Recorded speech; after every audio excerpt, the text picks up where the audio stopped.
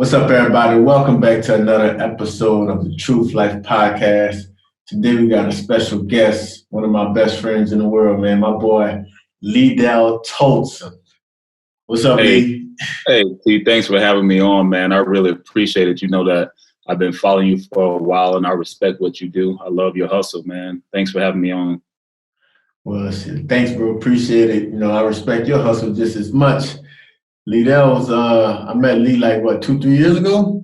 3 years ago, right? Going on 4 now. 1 on 4. Time flying by. Liddell gave me my first camp outside of the state of Louisiana. So my first time traveling and doing a make a pay camp, and Liddell helped me out with that. And it's kind of survived because of him. So he don't know how much I appreciate him, man. Thanks a lot for all that, man. You're welcome. I appreciate you more. So I just introduce yourself to my viewers for them to get understanding of who you are.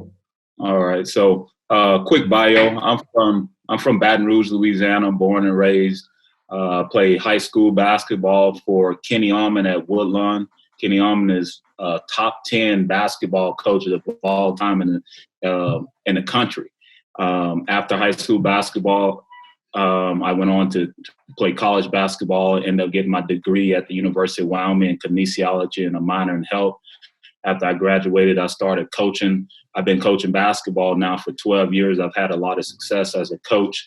I'm currently in Idaho Falls at Thunder Ridge High School at a brand new 5A program, and still doing it.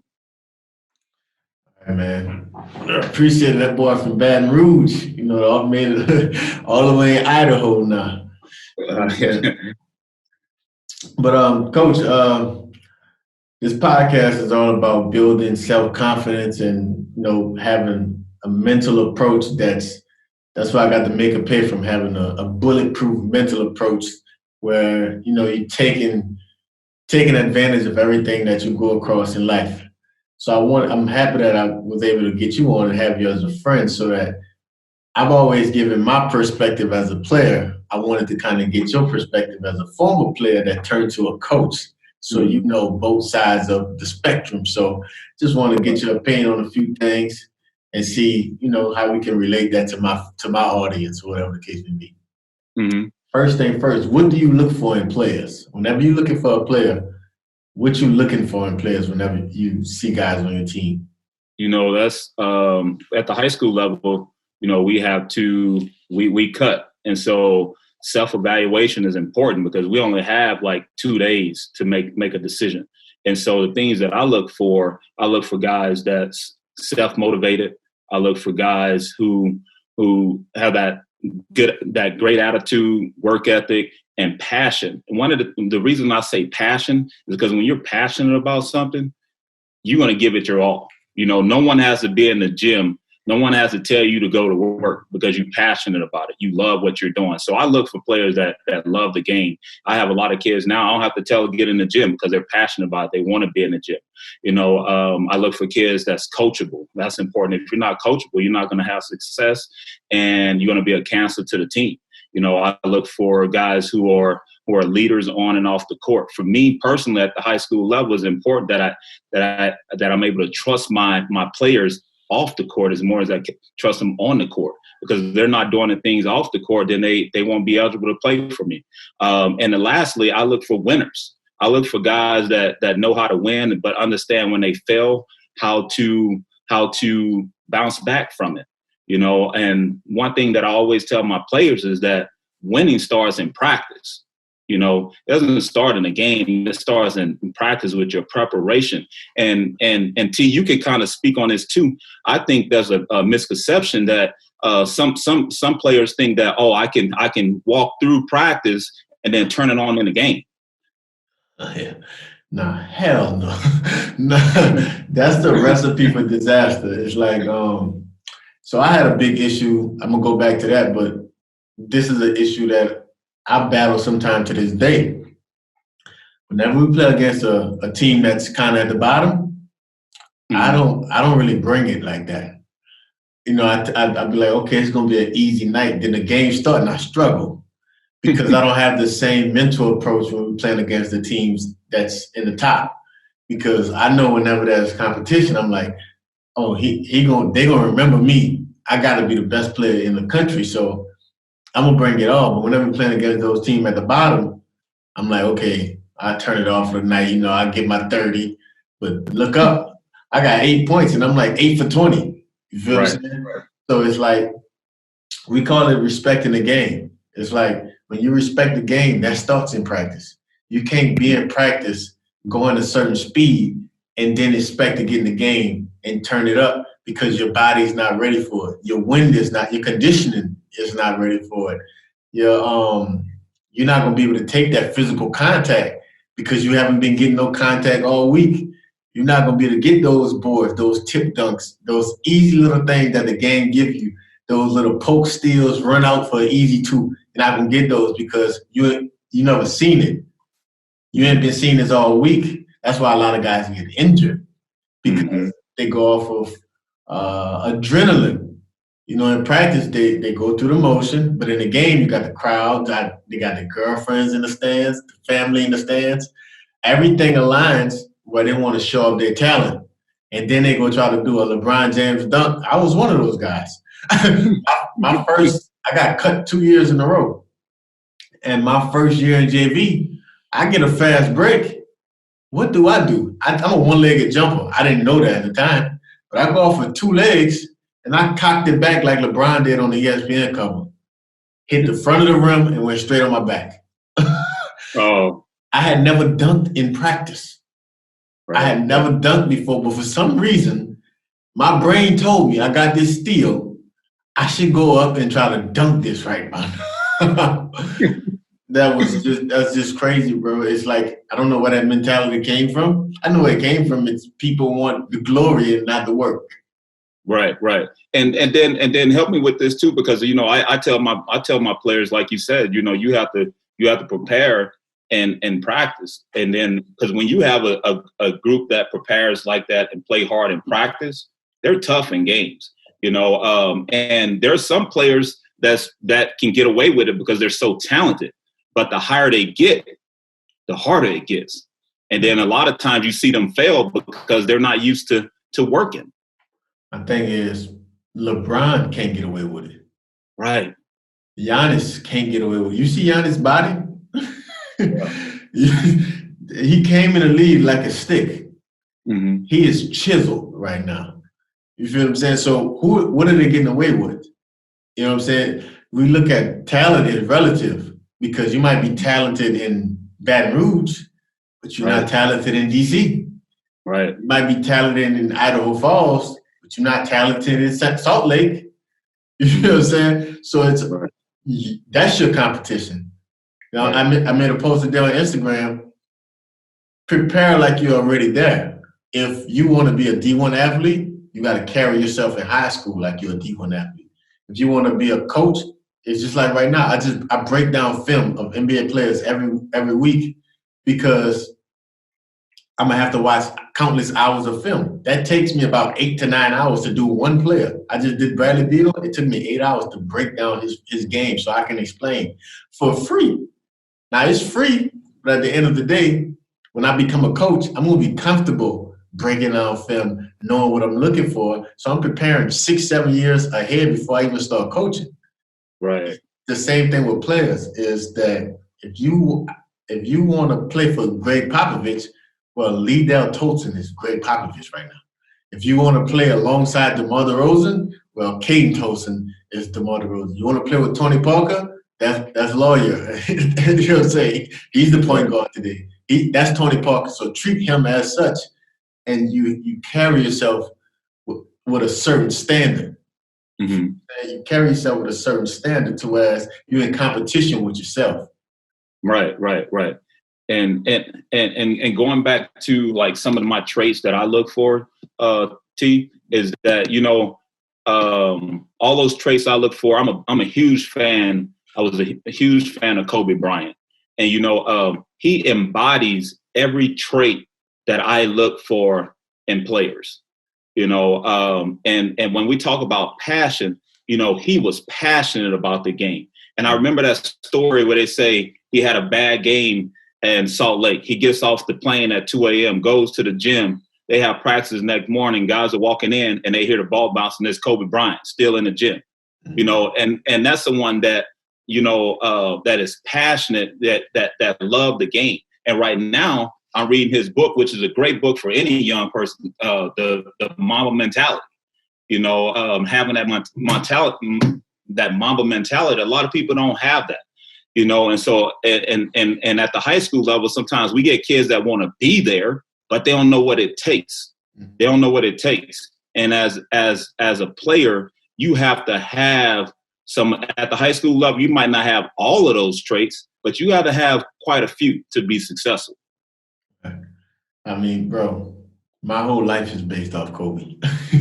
It's like I've been studying Kobe since way before. I remember Spike Lee put out, when Spike Lee was following him around, it was like an hour documentary. And bro, I probably can tell you all the words. I can tell you everything about that.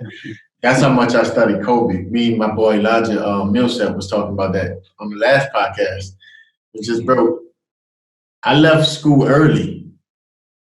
When I found out that I was, you know, possibly a high second round pick, I quit school. Because I was like, I can't continue school and get drafted playing 1 year in college from Louisiana Lafayette. So you know who trainer I seeked out? Kobe's. I'm like, who trained Kobe and who trained Michael Jordan? Come to find out they had the same trainer, Tim Grover. And I found out where he was, how much he needed. It was in the multiples of thousands. I said, you know what? I don't care. I uprooted my life. I quit school, got rid of girlfriends, got rid of friends, found an apartment, got my car up there, and I went to train with Tim Grover for at least 5 or 6 months. And that's because that passion alone wasn't going to get me where I needed to get at. I needed someone to show me the way, because I'll go super hard. And I'll work, I'll be super committed, but I didn't have the experience. You feel me? That's why I like doing the make and pay camps. Except my make and pay camps mean mama mentality. It's make and pay mentality. You know what I'm saying? So I felt like that's my way of giving back. If I can give them the amount of money I paid for that training, which was upwards of $30,000, if I can give that for $80 for 3 days of top-notch training from a pro, whenever you get back into school, if you don't apply those same principles, then I failed. You feel me? I failed because Kobe mentality came from just sheer love for the game. If you listen to him, his daughter suffered, his wife suffered, they all suffered spending time with their dad because he was obsessed. You're going to have to make some sacrifices if you want to be great. Right. If you want to be great, you're going to have to make some. Shannon Sharp just said it on All the Smoke podcast. He was like, any woman he dated, they had to be cool with being second, because he eats a certain way, he sleeps a certain way, he watched film for hours. So if you're comfortable with a man that's going to be doing this all day, that's rock. But if you're not, don't chastise me and call me a bad man, because this is who I am. Right. You gotta be committed to it. It depends on what you want. If you want to be just a good high school player, then just show up to practice and do everything right and go hard. But if you want to go D1, you can't just show up to practice. Exactly. You gotta practice a little extra. You gotta wake up a little earlier. Because my senior year, I was in the gym at 6 every morning with practice, with classes, with weight session, with study hall. And I was back in the gym at 10 to 11 to do it all again the next morning. No girlfriends, no hanging out, no clubbing. I ain't talked to my mom and them, bro. I had no time for nobody because I knew I was 3 years behind. You see what I'm saying? So you're going to have to lose that if that's what I know I want to be a pro. And so you got it. And those are the things that I look for when I do my self-evaluation at the high school level. You know, I hold my players to a high standard. Got you. So what are some things that you won't tolerate as a coach?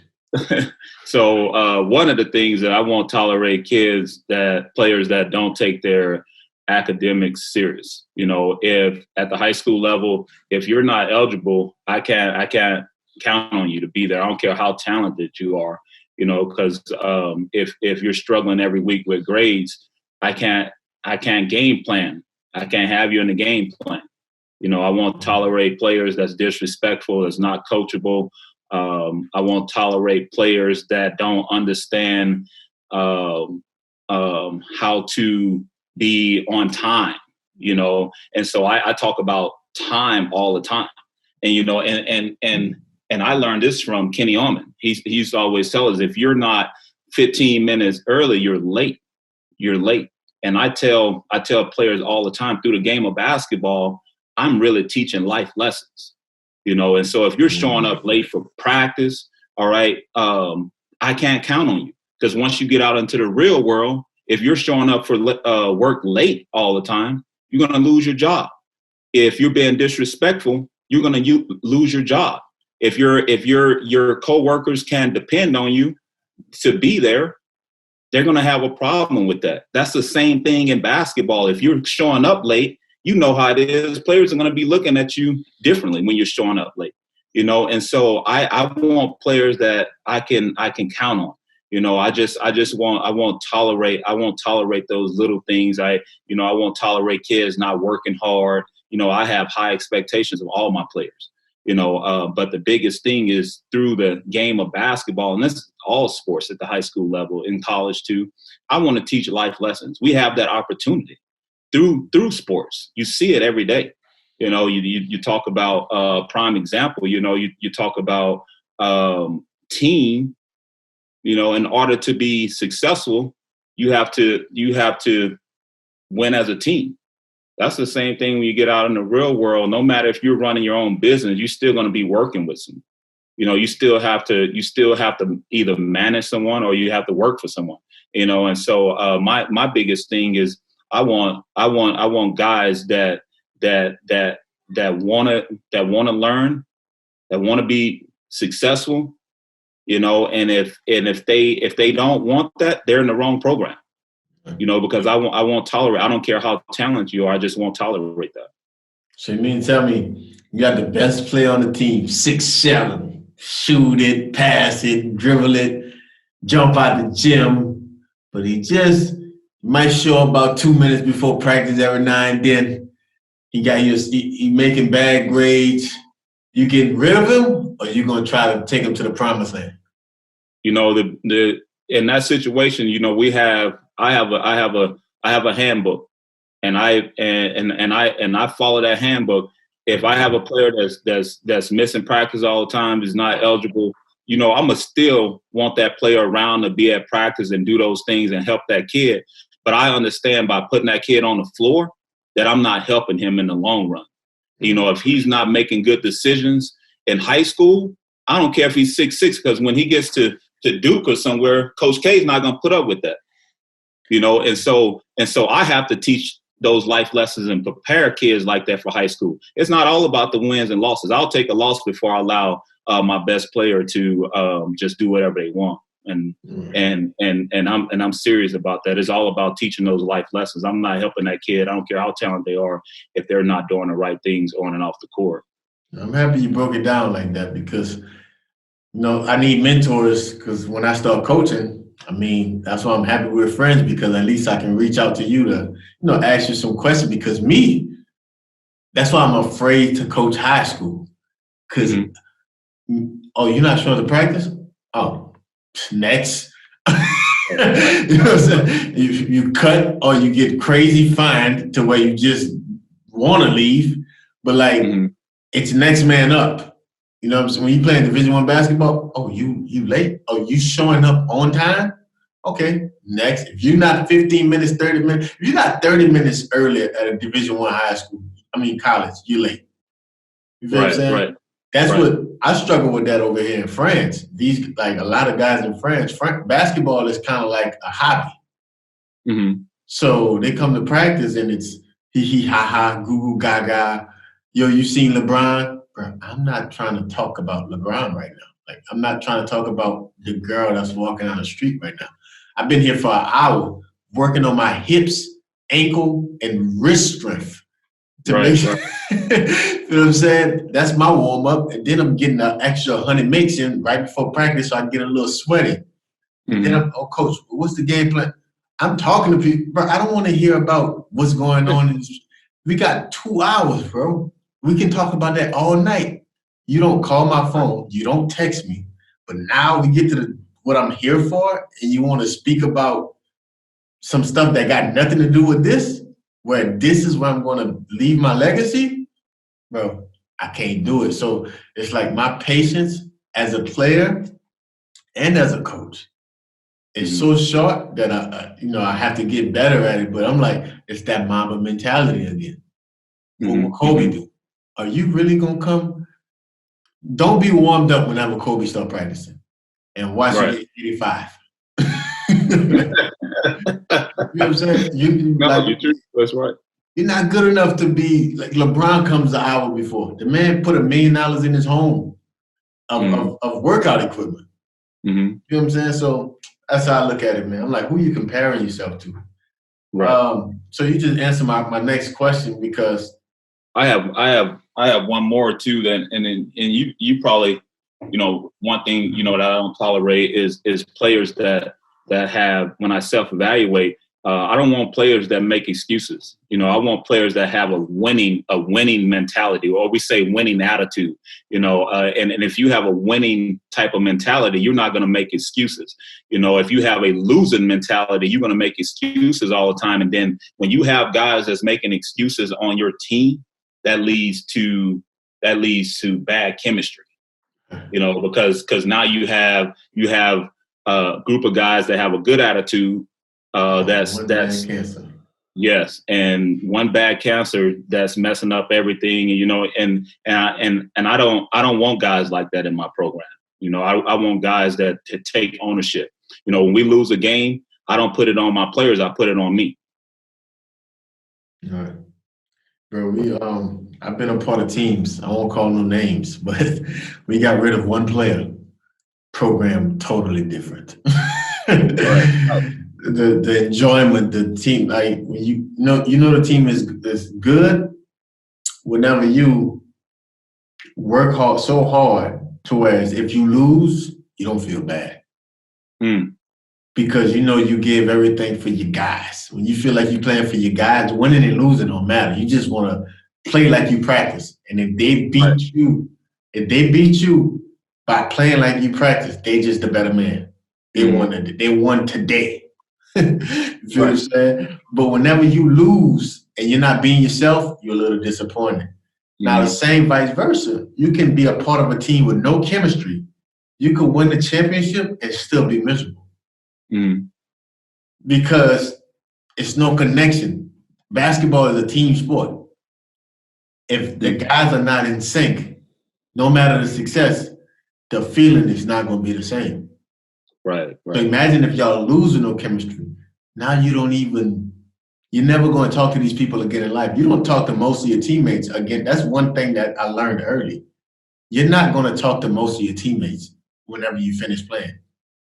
So why are you sacrificing your playing career for somebody it's a good chance he won't even hit you up 4 years down the line? You feel what I'm saying? That chemistry is everything, man. Yeah. But for me, I feel like my advantage is gonna be whenever I be a coach is I've been mentoring kids and I've been mentoring pros for the last 5 years. And I feel like coaching and mentoring goes hand in hand.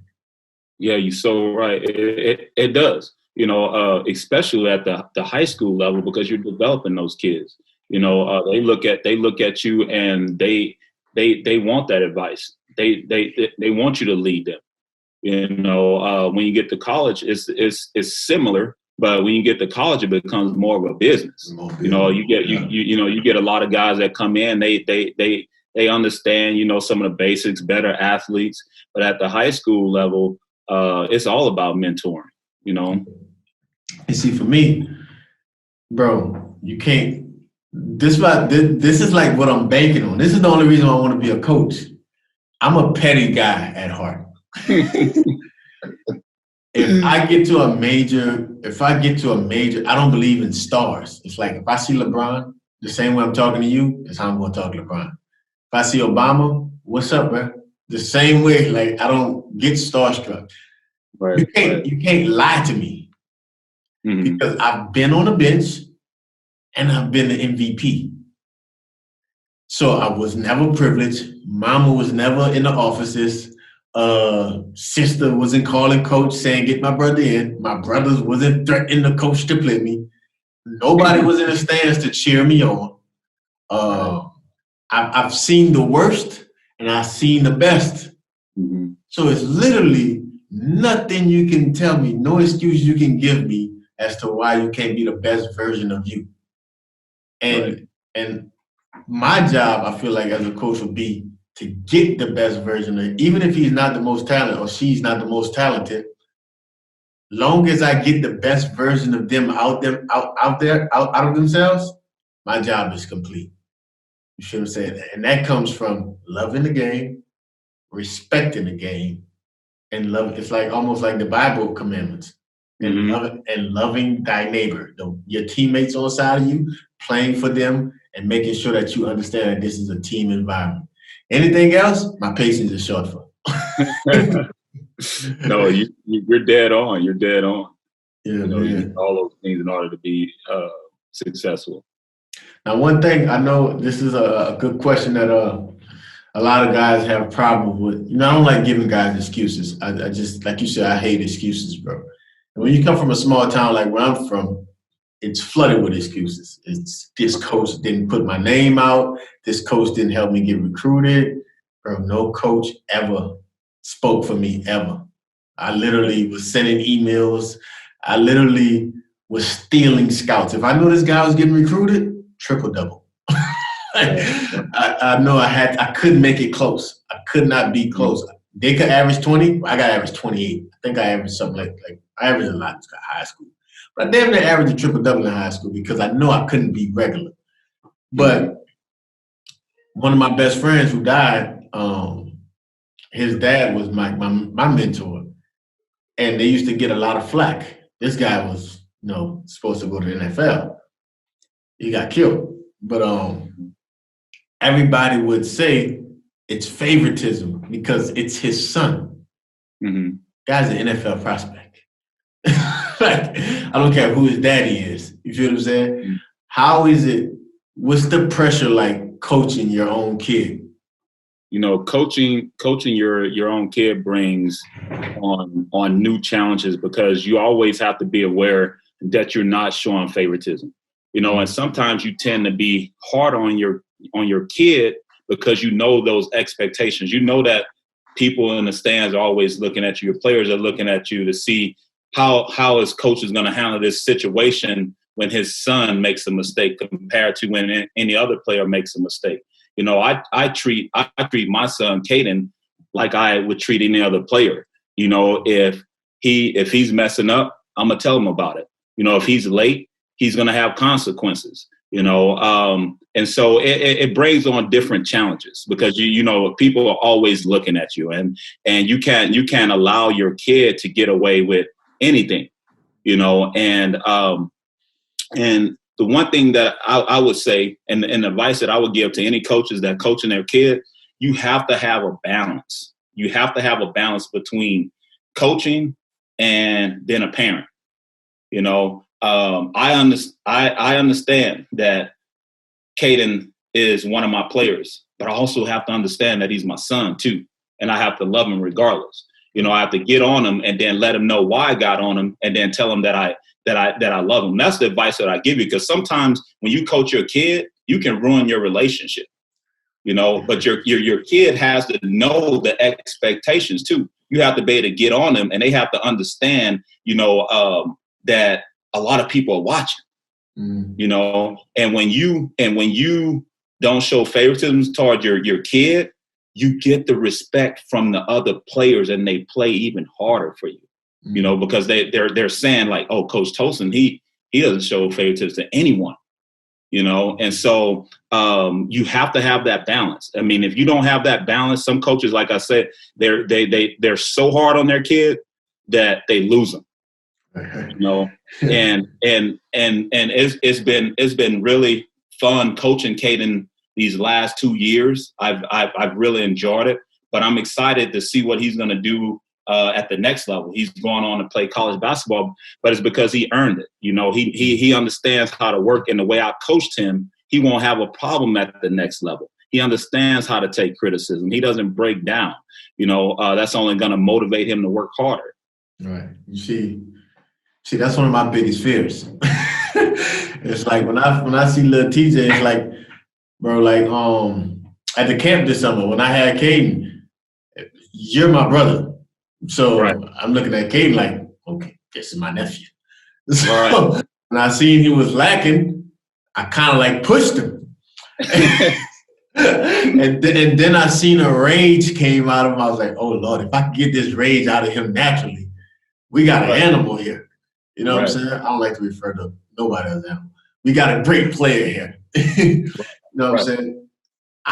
One of my biggest fear is that Mamba mentality is going to be on my kid. Because I'm going to be the no-nonsense, like, oh, I don't have no shoes. Okay, well, I'll get you 10 pair.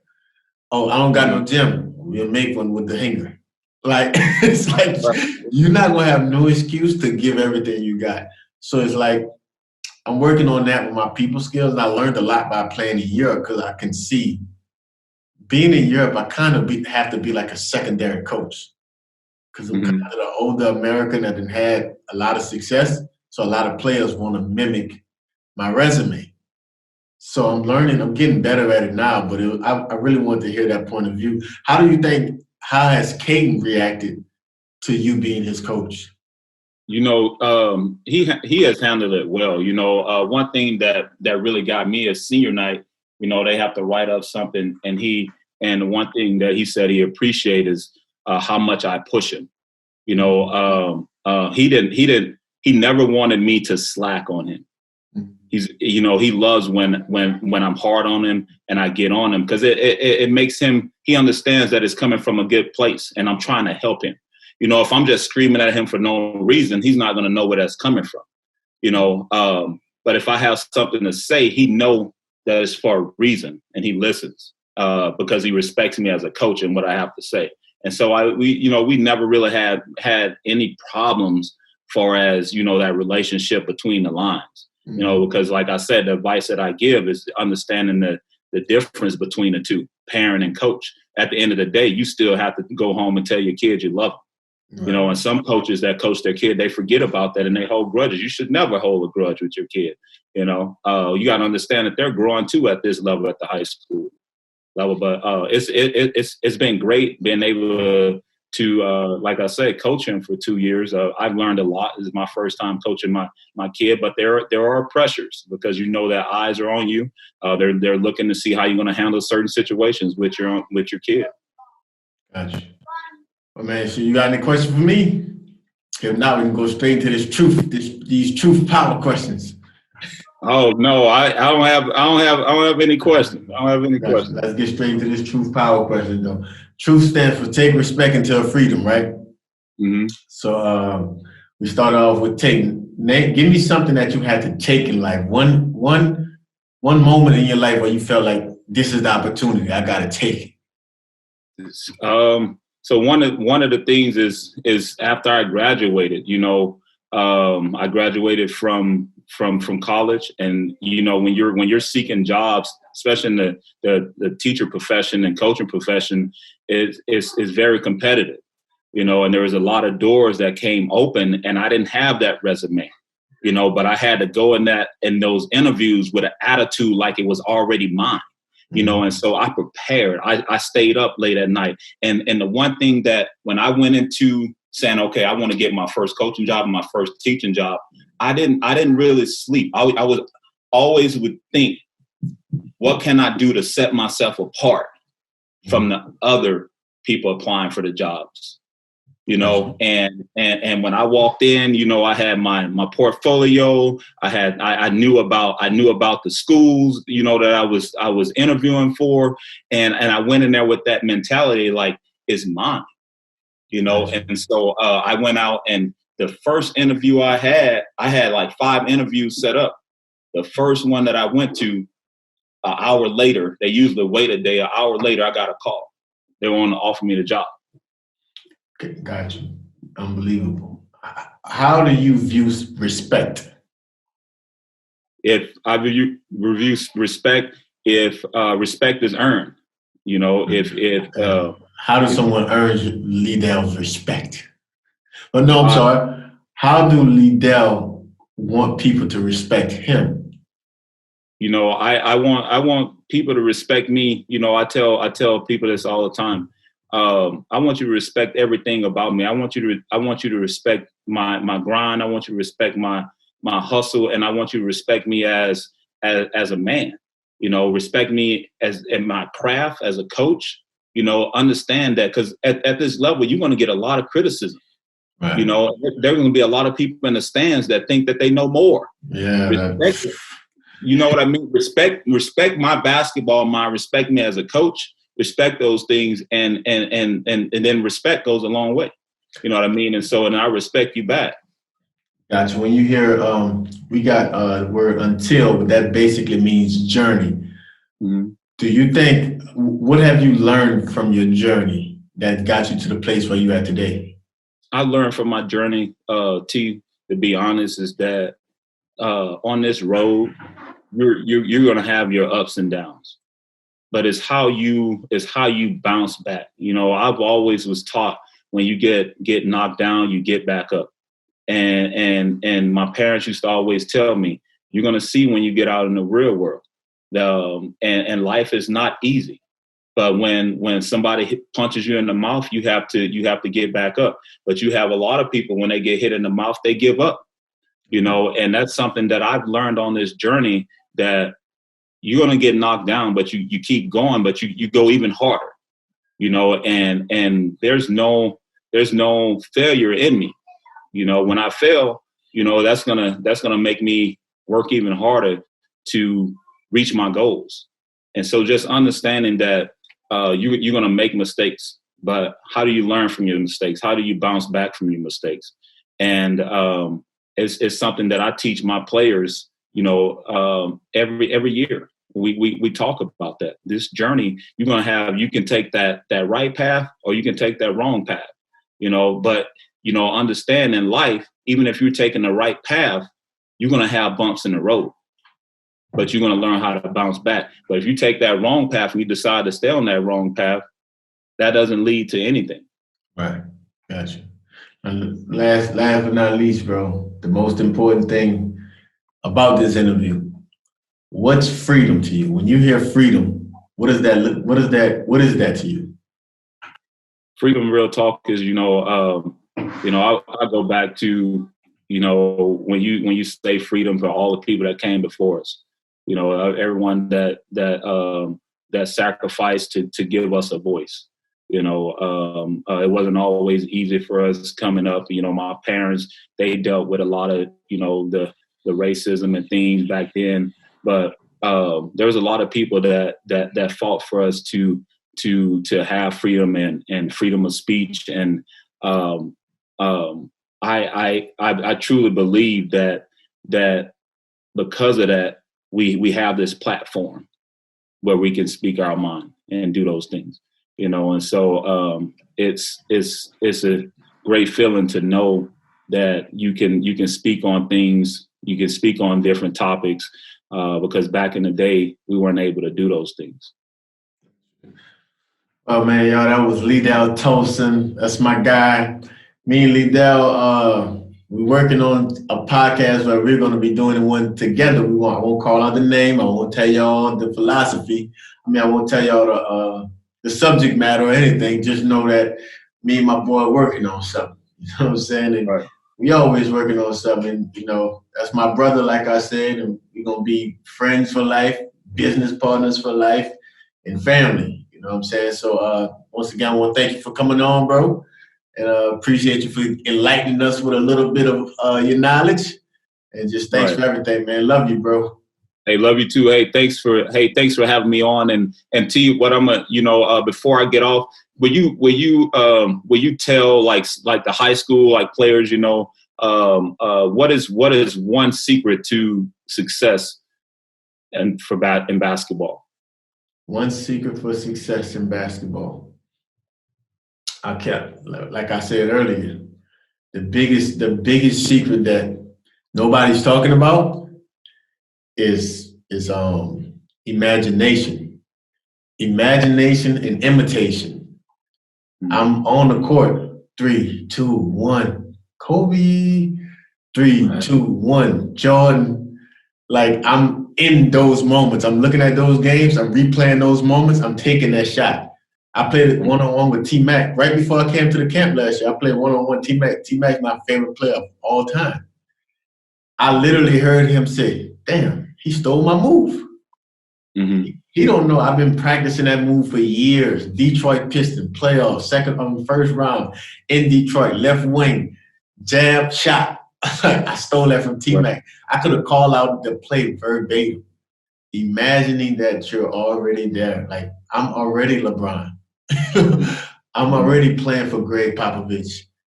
Right. I'm already wherever I think I'm at. If you just put yourself in that mindset, now you carry yourself like you're LeBron. You think LeBron got time to talk about gossip? You think LeBron was poor. LeBron was living in other people's basements and stuff. He had no time for gossip. He had to eat. Mm-hmm. So it makes you grow up fast. That's a lot of issues for guys in high school is they're spoiled. They're taken care of. They got food on the table. They got shoes on their feet. But I see some of my African teammates, and I don't want to just make it look like it's because it's Africa, because some of them were rich in Africa. You know what I'm saying? But their toes are messed up because they wore a pair of shoes that was too small. Right. You know what I'm saying? Right. They still got it done. So it's just appreciating all the luxuries that we have in life and taking full advantage of it, using imagination to get to where you want to get to. Right. That'd be the number one thing I would say, bro. Okay, man, I really appreciate you. I really appreciate all the knowledge and the wisdom you have. And again, thanks for having me on the show. I have nothing but love for you.